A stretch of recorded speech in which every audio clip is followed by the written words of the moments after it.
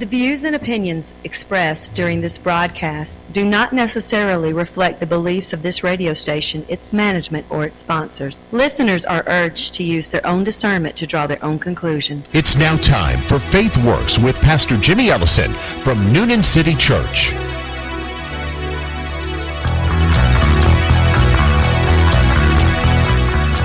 Good morning, Noonan. This is Jimmy Ellison, and you are listening to Faith Works, where each week we have conversations with leaders in our community who are demonstrating that faith does indeed work. And I am so excited today to have my dear friend Derrick Teagle with us. Derrick, so good to have you back on the show, man. Welcome, sir, pastor, everything above. Jimmy is fine. How about that? That's fine. Well, we wanted to have Derrick on for several reasons. We're going to talk. Today's show is going to be a little different in that we're going to have some sports. We're going to talk sports, but we're also going to talk Jesus and talk faith, of course, and then we're going to tie in the Empowered for Life, your nonprofit. But so just a great organization here in town. We'll talk about that, what you guys got going on, specifically coming up this Saturday that we're going to be with. Are you calling it Connect the Dots? Connecting the Dots. Connecting the Dots. Uh-huh. Okay. Well, we're going to talk about connecting the dots, and that's going to be a great evening. I cannot wait to be there. I'm going to be there, of course, to be there to support it. But I want to kick off. I want to talk first of all. Are we going to have college football? No doubt. No doubt. And will we have fans in the stands? Questionable. I think we're going to start out with college football and limited fans at the beginning of the year. Okay. Limited means 25% to maybe 50% capacity. Okay. So that's all right. Right. I mean, you fill up a Grant Field or you fill up a Dooley Field. Right. You can. That's not bad. At Georgia, I think they've got like 33,000 fans or around that amount. So I think we'll start off the season that way. We'll have a band. I'm not sure on that part. Okay. But as far as football players playing and having a season to start, I would say yes. Okay. I think just how everything flows with this country and our state will decide where we go with that. Okay. But the season will start. I think NBA will start, Major League Baseball will start, NFL will start, college football will start. Outside of that, I think it's just a crapshoot. Okay. But we will have a start of football season. We're going to have a season. Right. Let me ask you this. Do you think the season may be limited? Do you think it'll only be 8 games or only conference games? Do you think they'll play a full? Very strong possibility of limited. Okay. I see them doing never conference games for sure. Okay. All right. Well, I'm curious. I wanted to get your take on that because I'm telling you, I don't know anyone who knows sports better than you, Derrick. You called. Was it last year you called out of the Final Four? You called 2 years ago. 3 out of 4. 3 out of the 4. Yeah. That's impressive to pick 3 out of the 4 at the beginning of the season. That's why Ryan got me as a sport guy. I mean, that's impressive. That's impressive. Which, hey, tune in on Monday nights. That's a 6 to 7:30 show, isn't it? 5:30 to 7. 5:30 to 7. Yeah, Ryan gave me 30 more minutes. We were nice doing that. There you go. Thank you for opening that up for him, Ryan. Well, we want to. I wanted to get those insights on sports, and I want to ask you on what are your thoughts on our racial, I don't know if division is the right word, but the tension. How will that impact sports? And let's just say college level. One thing that I've been noticed over the past, let's say, month is that a lot of athletes have shown their worth. Per se, by speaking out against it. Sure. I know there was something big at Florida State where it was a player run thing where they did not practice as they want to talk about social injustice and actually at a march. I know at Clemson they got some things torn down, things renamed. I know at Ole Miss, Mississippi State, the running back, Mr. Hill, Colin Hill, basically made a statement that he won't play or represent the state of Mississippi unless they took down the flag. Which ended up being Mississippi, Ole Miss, Mississippi State, Mississippi Valley State. All these different colleges came together at their state capital and demanded they change the flag, which they voted on to change it. So, or in the process. Right, or the process, yeah. So I think it's some people, and it's not just with college sports. I think in life, a lot of times people don't know their worth. And once you find your worth and when you collaborate and you unite with that word, you can change some things, which should be going along the same lines of where we're talking about Saturday of connecting the dots, where you'll find people that might not have the same opinions, but the first part of all of that is listening. And once you listen, you kind of start to find out that you have some similar thoughts. And even though you won't agree fully with those similar thoughts, and I always go back to this point, when you're a believer, things can start changing when you're a believer. Now, you're dealing with not a lot of unbelievers, it's like a crapshoot. But if you're surrounded by believers, and even though you might have a little bit difference of opinion, you still can accomplish things. Yeah, absolutely. I'm so glad you said that, because I know we have had multiple conversations about the role of faith in the midst of what we're talking about as a nation now. Right. I mean, we can make progress if we have Christ as a foundation for us. We can move in the right direction. And I think, Pastor, one of our biggest things, and I shared this with you privately, is the fact of that as believers, sometimes you got to call out things where it is. And even though it might hurt a family member, even though it might hurt a church member, even though it might hurt a political member, somebody that you got in the same political affiliation with, calling things out is only going to help us. And I shared this more than once, that right now it seems like this country took 2 steps backwards. But in reality, we're taking giant steps forward, because you see people that wouldn't probably have conversations or not having conversations. Yeah, absolutely. I spent yesterday afternoon, before I got to the radio station, a 45-minute talk with a 78-year-old white lady that I probably never talked to before. Yeah. And we talk about race, and we talk about what can we do to help each other out. I would never had that conversation before. Yeah. So even as I shared this before on my inspiration, the daily devotional at your church, is that my family... Our church. Okay. Our church. Okay, my bad. I'm calling you out. My bad. I'm calling you out. at our church, New City Church, is that my family, every Tuesday nights, which will be tonight, we have meetings where we just talk about life, talk about when we're going to change the oil, we're going to take out the trash. We have conversations that we've never had before, that the quote-unquote coronavirus never happened. So even though it seemed like the world went 2 steps backwards, actually we're gaining. If we look at that side of it. That's a great insight, and I could not agree more. I believe we're making progress. Believe it or not. I do believe it or not. I think we're making progress, and I'm grateful. And that the church is playing a role in this. Yes. I mean, you and I both are part of what we call the One Race movement, and that is a racial reconciliation movement that is based in Atlanta, and it's faith based, and it's church. I mean, there's 500 churches who are part of it in the Atlanta area and beyond, and that's an important. I believe it's so important for the church to be taking a role, because you look back to Dr. King. You know, people forget all of those civil rights leaders were pastors. They were leaders in the church, and back in the day, that is how the black community was pulled together. It came through the churches. Yes. The churches were the community centers. The churches were where the families gathered. The churches were where you could really get the movement rolling. And boy, we can get back to that. I'm hopeful, but I'm grateful. Like we're having conversations that you just would not normally have. And I'm glad you said that, because part of having real conversation is people to take blame for some things. And one of the things that I would say as a whole, and I can speak from a black culture on saying this, is that the ball was dropped. And you can say who dropped the ball, who knows? But you got to understand that the ball was dropped. Is I'm part of that ball being dropped? Of course. But you got to take responsibilities that at the end of the day, those movements was big. Those movement was tiring. When you talk about walking from Montgomery to Birmingham, that's a long walk. But they was doing those things just to accomplish things.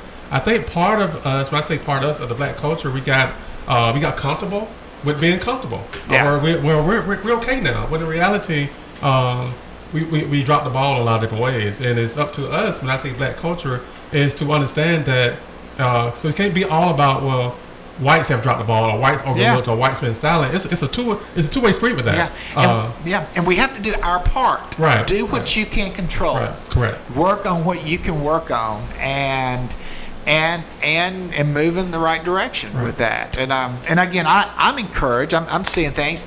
Let's just go ahead and jump to Saturday night. Okay. Empowered for Life. So, Empowered for Life. I've got some favorites, of course, in Noonan. I'm your favorite, though, right? You know, I got to be careful because I got FCA listening. I got Bridging the Gap. We all together. Well, let me tell you, when it comes to what has your nonprofit accomplished? What's the fruit of your nonprofit?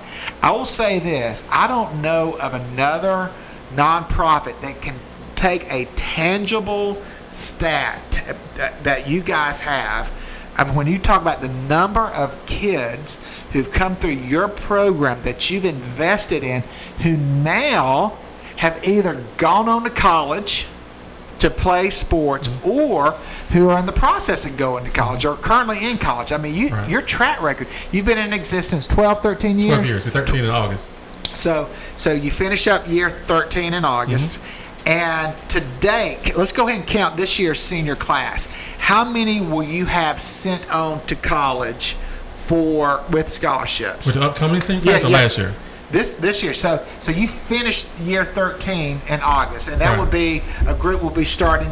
Correct. So count that group that starts this fall. Okay, this fall right now we have out of 18 guys, it's 119 scholarship offers been given to guys already, and we're expecting that number to be in the 300 to 400 range by the time they're seniors. And that's 18 different players. 18 different players. And so those 18 players, how many other players have you guys sent off to college to play? Before this year, 309. 309. So you're talking 327 kids. Correct. Student athletes from the south side, primarily Coweta County, but Coweta, south side of Atlanta, have been able to go off. I mean, that's remarkable, Derek. And to me, one of the biggest things, and I try to never overlook this part, as I shared with the lady yesterday that I met, is that 30 kids under the age of 30, I call them kids because they all babies to me, are business owners. 30 of those are now business owners. 10%. Yes. Almost 10%. That is... And those are things that we're striving for. And I'm not knocking anyone who's not a business owner. I just know that there's some people that was put in this. It's like pastors. There's some people put in this world to lead. There's people who have been placed in an organization, and no matter where they come from, where they got single mom, single dad, projects, wherever they come from, has been blessed, have an ability to lead. And that's our goal as an organization, is to maximize those kids' gifts. So we have 30, and one of the ones I was talking to last night on the phone, she's from Greenville, Georgia, which is a little south of here, but no mother, no father in existence, but she's a lawyer, and actually opened her law firm in Houston, Texas.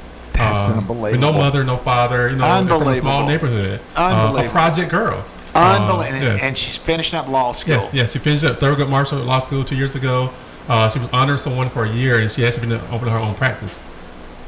Yeah, so those, and what I was sharing this with the lady yesterday, is that one thing I love about her, her name is, we call her Kiki, is that every year when she was in law school, she'd come back and volunteer to the girls with her life. So even that part, it's amazing. We need to bring her back too. I mean, she was with me this weekend. Oh, she gonna be here Saturday night? No, last weekend. For the 4th, she came to visit her family. Wow, this weekend, that is amazing. Well, I love Empowered for Life. You know that. Of course, I love you and Teresa.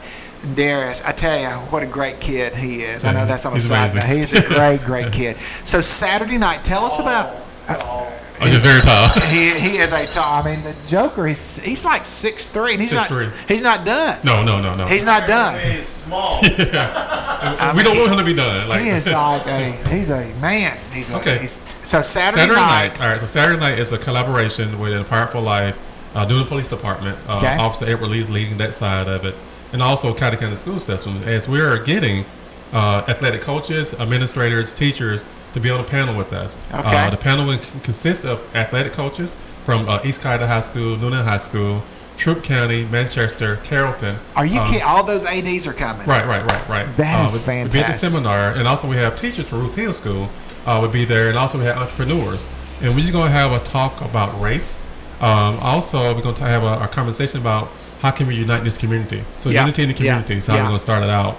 And the collaboration is good because we're doing something to draw kids. As I explained as I go to different schools for the past 3 weeks to talk to coaches is that we want kids to come there. And one way I know to get kids there's food.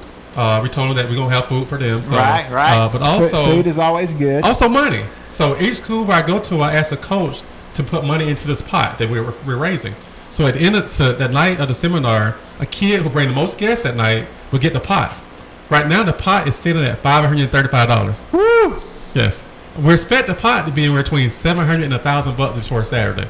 And that's so somebody shows up and says, hey, I just brought 10 of my buddies. And we got to count them out. And we that's why I count them off. And if that person has the most guests, they will get the pot. So right now, the smallest amount they will get be $535. But we expect the pot to be between $700 and $1,000 by Saturday. That is fantastic. And the coach has been all aboard, though. Like I went to Noonan High School, Coach Walker. I'll be at East Carolina High School tomorrow, Coach Smalls. I went to Troup County High School. I went to Manchester yesterday. Coaches, I went to the Heritage School. Coaches are all in on this. So we have representatives from all those schools will be there. That's so good. That is so good. Well, I know I'm looking forward to it. Me too. And so what does it look like? So there's going to be just a whole panel of folks sitting in chairs up there. So you may have, 10, 15 people up there. We're going to have 5 speakers, and the 5 speakers going to talk about for 3 to 5 minutes how can we reunite the community. To be in law enforcement, it'd be a teacher, it'd be a couple coaches. The panel will be 8 panel. Okay. And on this panel, we will have questions for the panel to answer. Now, are those questions you're writing, or are those questions that people are submitting? Both. Some of mine, some of the submitting, and also the last 15 minutes of it, we have an audience that give a chance to ask the panel questions. Yeah. Man, that is great. Well, one of the beautiful things about sports is that, it doesn't matter if you're black, white, red, yellow. If you run a 4.3, you run a 4.3. Right. And it doesn't. And sports has been used over the decades as a uniter. No doubt. To bring blacks and whites together. I think about. I went to McIntosh. We had. I'm ashamed to tell you. I think 4% black when I was there in Peachtree City. I grew up in Tyrone. The overwhelming number of African Americans who attended with me at McIntosh were from Tyrone. So I'd gone to school with these guys and played football with them, and it was sports was just something that brought us together. It was not, I can honestly say there was not a racial, I didn't sense that when you're on the field. Now when you're out Friday night, Saturday, out after the game, whatever, you had you had a tendency to be in your own pockets, But the field brought us together. The court brought us together. The wrestling mat brought us together, and that's one of the beautiful things sports does. And I want to share this. I shared this with our Ironman group last Wednesday. Is that for 12 years I've been doing this, almost 13 years, and I see the crazy big difference of kids. Not only as you saying together on the football field or basketball court. But afterwards, now it's crazy. When I say that these kids are so close now, it's crazy. So as a person who's in their 40s, I'm encouraged about what I see when I deal with kids. Now it's up to us. We have a platform, and I always tell people that all of us, whether it's Ryan with his listeners, whether it's you with your listeners, or church member or family members, or me, we all have a platform. Even if you're just a mother and a father, you have a platform. Utilize that platform. And now we can change things, because I'm telling you, these kids, good or bad, are doing everything together. Yeah. And I always tell folks that where it's bad, they're doing it together. Yeah. If it's good, they're doing it together. That's right. That's good. For us to use this platform, and that's why when I talk to the city, and I'm thankful for the city of New Katie Mosley for helping me put this together. She's good. One thing I'm encouraged about is the fact that I told her, let's focus on the youth. Because sometimes you just want to focus on the older people.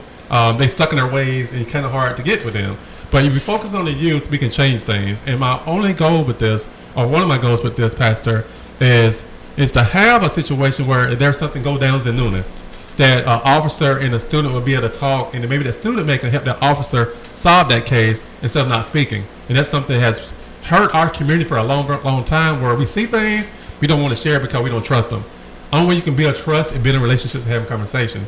The reason why I can say I fully trust you, not only as a friend, but as my pastor, is the fact that we had long, great conversations about everything. And that started with conversation. And that started with us meeting at Bridging the Gap. Yeah, and that's why I always say that, as you said earlier about Bridging the Gap and FCA, I'm fully engaged with Bridging the Gap and SCA because those are two great organizations that I love partnering with. So, but it all started off again with conversations. So. Yeah, absolutely. Now, tell us some time. What time does it start? 5 o'clock official start, and we start on time. You gonna start on time? Yes. I'm not one of them guys that want to just wait around to 5:30. Are you sure? Yes. We're gonna start on time. We start on time. Did you hear that? Yes. All right. At 5 o'clock, we're going. If they're not in the seat, they're just not in the seat. Okay. All right. So we're gonna start at 5 o'clock. And how long do you think it'll last? About 2 hours. 2 hours. 5 to 7. And what about social distancing, masks? Yes. Mask is mandatory. Mandatory. We have extra masks for people there. Okay. We ordered 100 masks to have for people.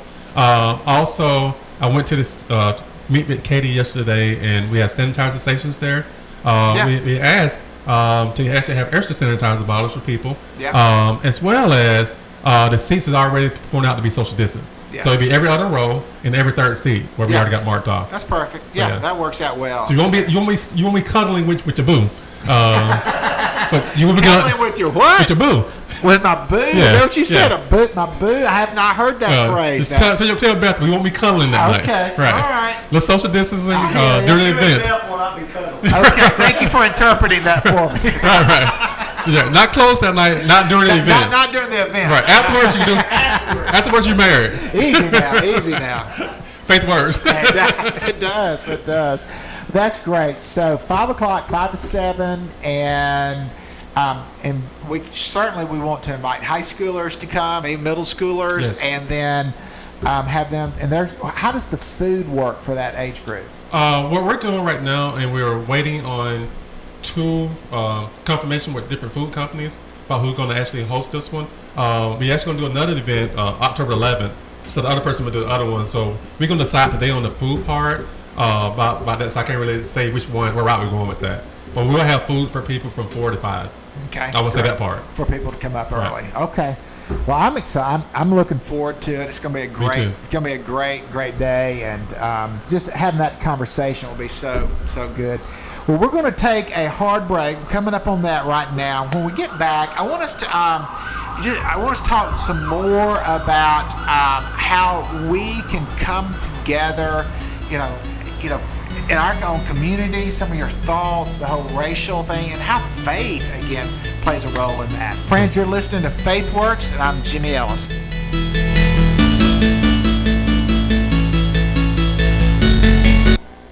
You've been around long enough to know good stuff when you hear it. That's why you're here now. Classic Hits, WQEE 99.1 FM, The Key. Join us here, live from Noonan, Georgia, as we present the Health, Happiness, and Harmony Hour, every Wednesday from 10 to 11. I'm your host, Dr. Lewis Boynton. Please join us each week as we have new guests and talk about topics related to the psychological world. We're hoping that you will find interesting and helpful topics that will help you have more health, happiness, and harmony in your life. Join us every Wednesday from 10 to 11 at 99.1 WQEE Rock and Roll Radio.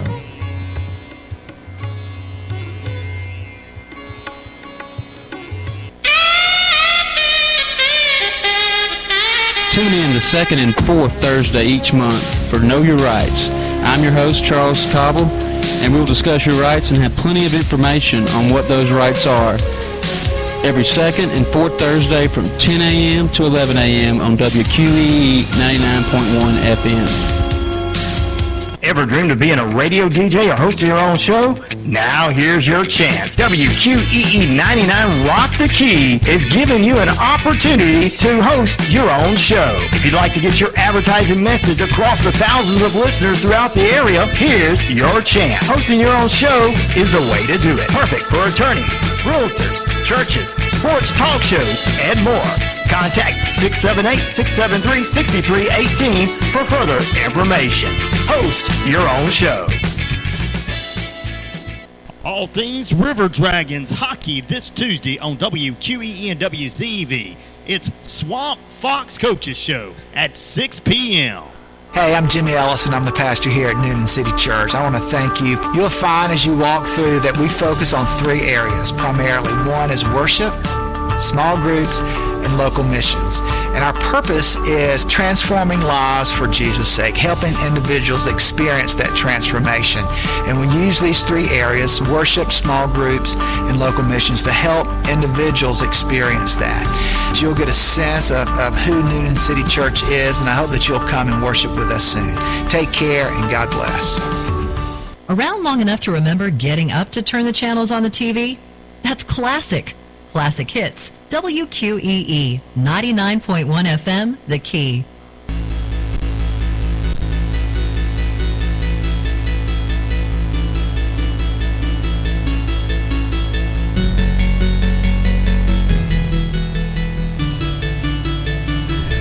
Welcome back. This is Jimmy Ellison. You're listening to Faith Works, and we are having a wonderful conversation with my dear buddy, Derek Teagle. He's the Executive Director for Empowered for Life, and talking about Connecting the Dots event, which is this Saturday. That's July the 11th.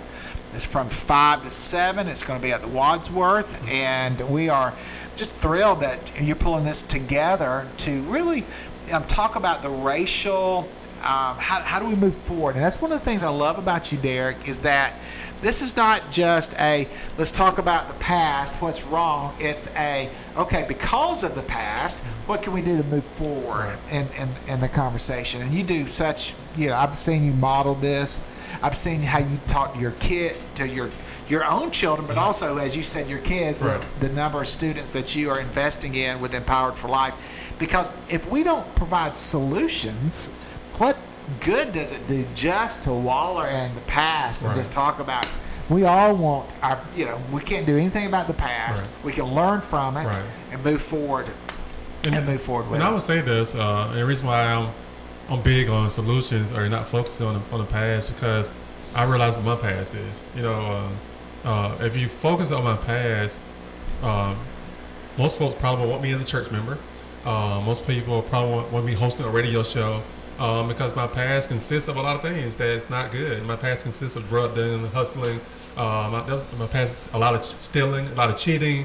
Like, that's my past, So, so I'm perfect for this show. I'm perfect for radio. Ryan says you fit right into the crowd here. But I love the fact of, and this is what being a believer and understanding grace and mercy does, is that I love that I don't have to focus on my past. Yes. And what has happened over years, and I even shared this last night on the radio broadcast, is that I learned to progress in life, you need to connect yourself with the right people. Believers, successful people is what I try to connect myself with. And once I get that connection, as we talk about connecting the dots, I copy and paste a lot of their ideas and apply it to my life. And it's really that simple. I share, I'm not the smartest thing in the world, I'm not the dumbest, I'm right in the middle. But I copy and paste a lot of ideas from believers and successful people, and I just apply that to my life. And my biggest thing is not keeping it to Derek, it's sharing it with others. Yes. And that's what this part of Saturday going to be about. It's like, we just want to talk about race, but people don't realize, if you listen to us, you would know today, but we're going to talk about voting. We're going to talk about the importance of filling out the census. Like, once we have this crowd there, we don't want to just stop and just talk about race. Let's put some other stuff out there as well. Well, I know one of the things you're going to talk about is when you are pulled over. Yes. Like if you are pulled over by city of police or one of our county deputies and the blue lights are behind you, you're in your vehicle, this is the proper way to respond. No doubt. And I mean, what a practical way to say, moving forward, act this way. Don't resist arrest. For heaven's sake, don't push back on a police officer. And I think that's one of the things that we talk about educating, is that it's not been taught. Yeah. And I'm not knocking any school system at all, but some conversations not happening at the school system. So that's not happening at the school system. It need to be happening somewhere, because you don't want your first conversation dealing with law enforcement is live on the spot. You want to be prepared for it. So I'm sitting here listening as I always affectionately say, middle-aged white guy. Okay. I'm thinking, they're not. The issue that we are hearing is white cops, black kids, and the tension. That's what we're hearing. I'm sure it happens in other black cops, black kids, white cops, white kids. I'm sure there's that. But what we're hearing is white cops, black kids. as a white guy, it's tough for me to say, okay, black kid, this is the proper way. You have a voice, though. You can say, as a black man, a successful black man leader in our own community, you can say, this is what I've learned. This is the proper way to respond that way. Right. You have a voice here. So maybe, perhaps, the reason it's not taught in school is the fear of being called racist, the fear of not wanting to mess it up. I mean, I know that keeps me silent sometimes. Right. I don't want to screw it up. Right. I don't want to say anything to offend my black brothers and sisters. I mean, you know my heart, and I can just have blanket conversations with you, right. and you'll say, now, Jimmy, you can't say that or whatever. Right. But if we don't love each other, if we don't have a connection, there's a fear from a white guy to say, I don't want to mess it up. I don't want to be accused to be racist. That's the worst. I mean, that's like the worst thing somebody could say is you're a bigot. You're acting in a racist way. And I think that's part of the serious connection that is part of is that reason why we can have blanket conversation and I'm not worried about what Jimmy say or vice versa is the fact that we got to know each other. Yeah. And that's why when I talk to the city of Noonan, I don't want this to be a one-time event. I want this to be continual. Yeah. For that way, one thing about connection dots, or let's say Jimmy invited me over to your house, or Ryan invited me over to his house, or vice versa. Yeah. I got to be able to trust you. But the reason why you trust me... Hey, you ate my food last Monday night. I did really good, too. Hey, my wife... food. No, I'm about to say, my wife can cook, can't she? Yeah. So, get it right. Right, get it right for sure. Don't be in the doghouse. So the reason why you allowed me or asked me to come over, because you trust me, right? Absolutely. And your family. Right. Teresa. No doubt. But would you trust me, or would you trust someone just by meeting them in the street? Probably not. But what happens is that we'll have conversation. And that's the thing about connection the dots. In fact, when I presented this to the city, I said, it can't be a one-time deal. It got to be, we got to plan it, because we got to have a conversation, because these conversations got to happen. And we, like I said, you don't want it to happen on the side of the road, you get stopped. Yeah. And so my thing is that, and I even shared this with you, used this before, growing up, it wasn't from my parents, but from the community. We didn't trust cops, but we didn't trust cops whether white or black.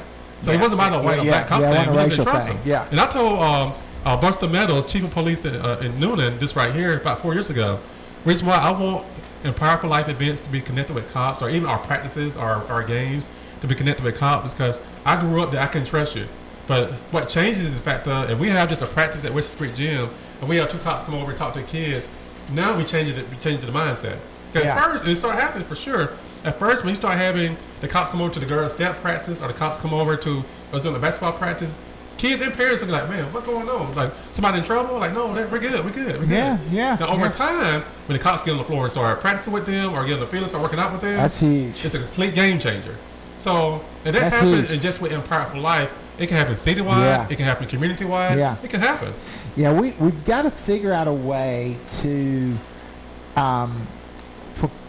to make those connections, to make those environments happen where we have our law enforcement and you're having interaction with them, and it's not them with handcuffs trying to put on you. We've got and that's what I love about Empowered for Life.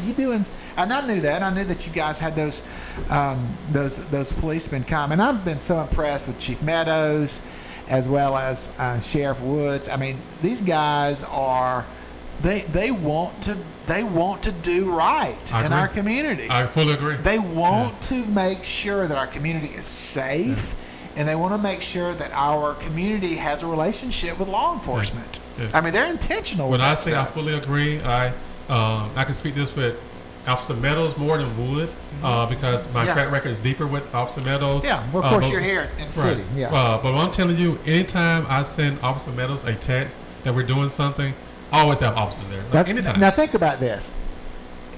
A text. You've got the man's cell phone. Correct. I mean, you think about the chief of police has given you his cell phone, and he responds. No, all the time.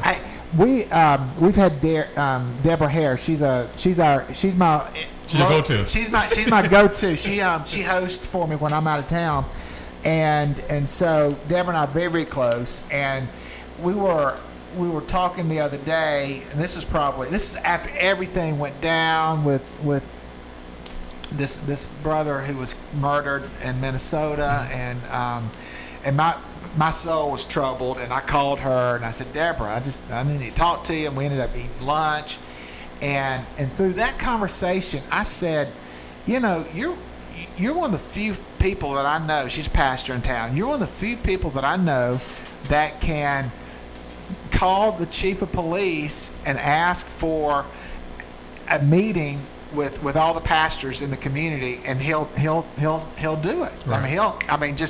And do you know that she goes, I want you to go with me. I said, all right, I'll go with you. And so she and I met with the chief on a Tuesday, or maybe it was a Wednesday, and she said, Chief, we think it would be helpful if you briefed all the pastors in the community. Just where are we on this? What are we doing moving forward? How the peaceful protest going? What can we do?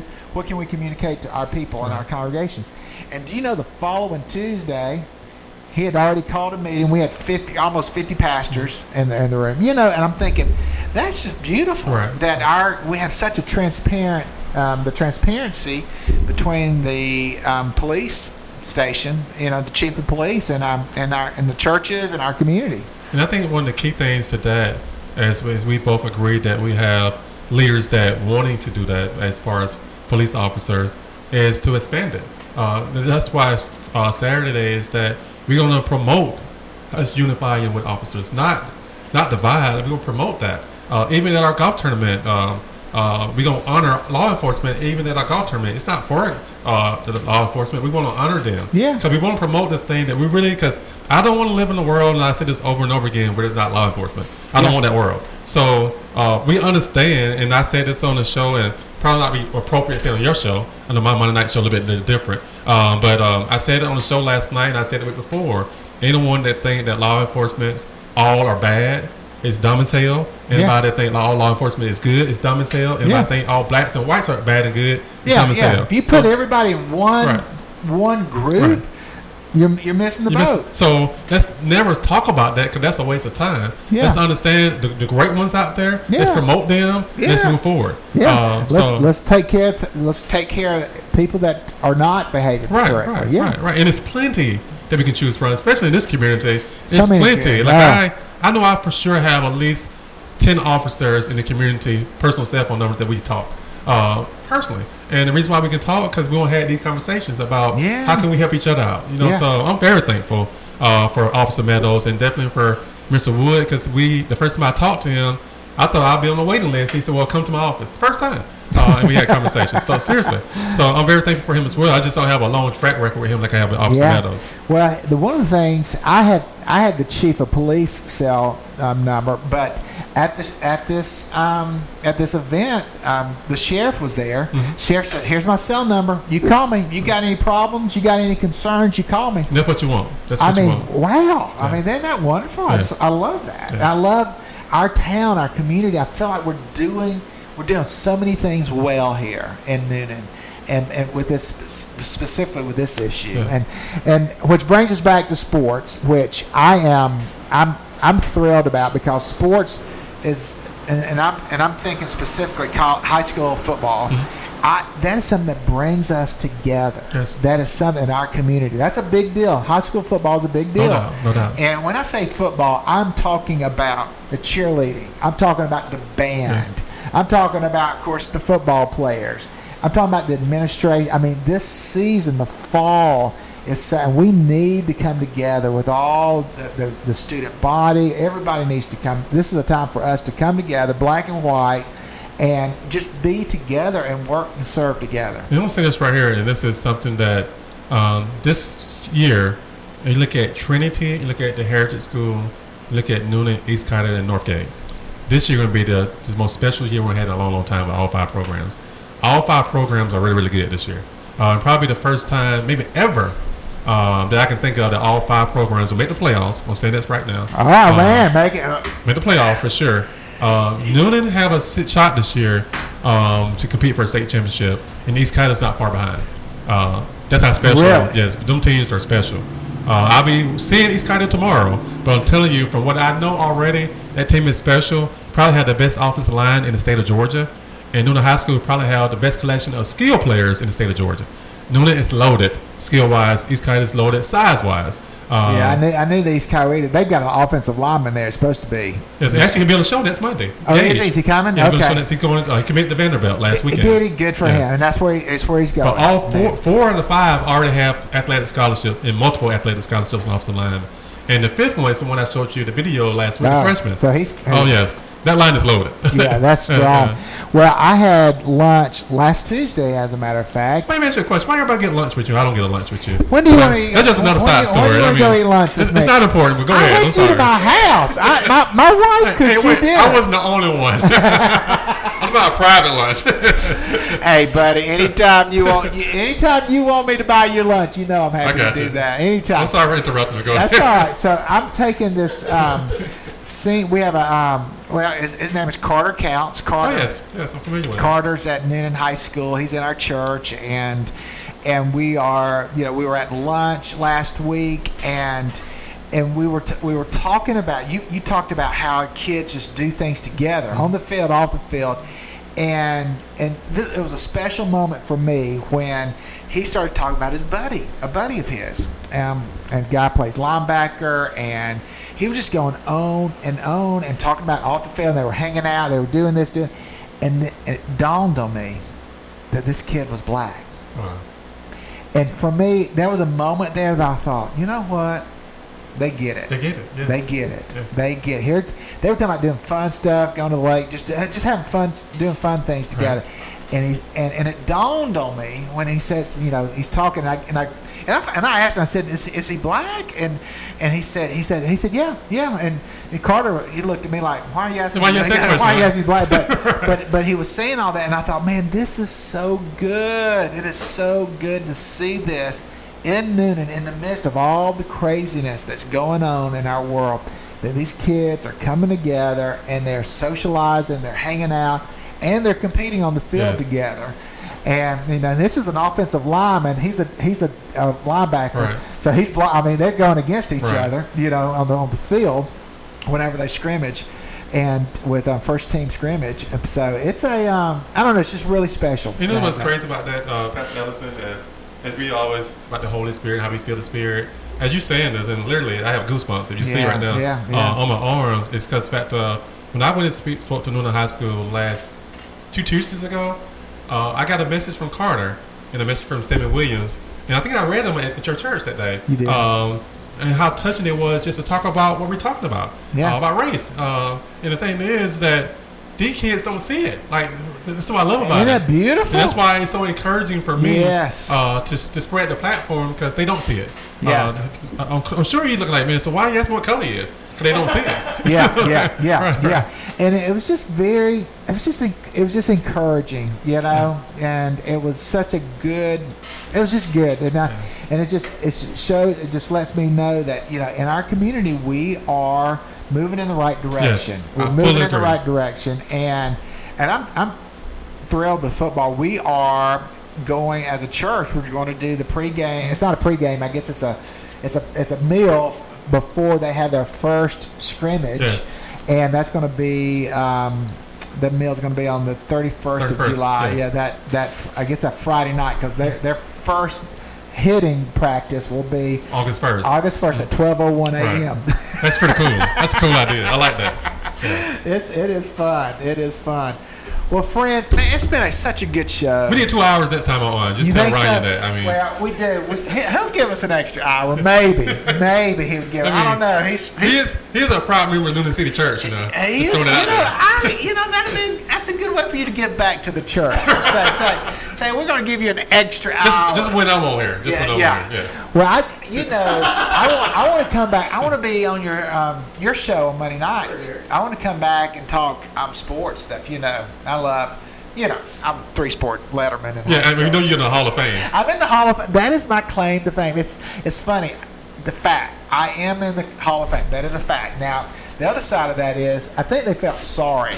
Did I ever tell you the story about Jeff Shepard, the basketball player? Oh, yes, very well. So Jeff Shepard, Ryan, he Mr. Georgia, basketball, Amazing. Georgia. I mean, the boy could. I mean, dunk. He won the dunk contest, and he can shoot. Yes. I mean, he can. And he's just like goes to UK, University of Kentucky, and goes up there, does great. They win the national championship when he plays a senior. He actually redshirts his did you know he redshirted his junior year? Yes. Anyway, redshirts his junior year. Excuse me, his first senior year, and then he comes back and plays his senior year. Right. And he and then they win the national championship. He's the captain. He's the MVP. It was a great storybook. Plays in NBA. That was short lived. Then Right. some Europe. Anyway, he's big leagues. So he's from McIntosh. He is actually in. We are inducted the same year. Oh, wow. Okay. I didn't know that. And so we're sitting there, and it's Jeff Shepard, real athlete. I always say I was not a real athlete. I was an offensive lineman, and so I was not a real athlete. And here I am sitting. There was Jeff Shepard. There was a girl that played for the USA soccer team. There was a guy who played for Clemson soccer, and then there was another soccer player that had played. I think she also played for Clemson soccer. But anyway, there was 4 of us that had gotten in that year, or 5 of us counting me. And I remember sitting there thinking, okay, I'm about to stand up to receive this award, and I'm over here asking Jeff for his autograph. I said, hey, would you mind signing this real quick for me? And but I got inducted because each year they pick a community service. So an athlete who came through the program who ends up giving back in the community. Cool. And so that was how I got in. It was not because I was a great athlete, but it's called the Hall of Fame, Sports Hall of Fame. Can I share something real quick about that? Yeah, sure. I had a kid reach out to me over the weekend. His father played at the University of Florida. This kid is 6'4", 240 pounds, a freshman at McIntosh. Okay. And he reached out to me, and I said, well, I'll tell you something crazy. I said, my pastor is in the Hall of Fame at McIntosh.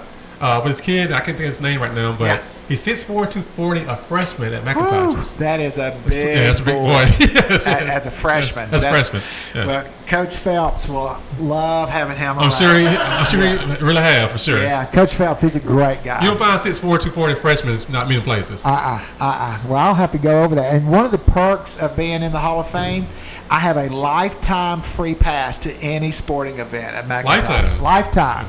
My name is actually on the back of the card that has, the pass list. It's on there. So that's going to be my.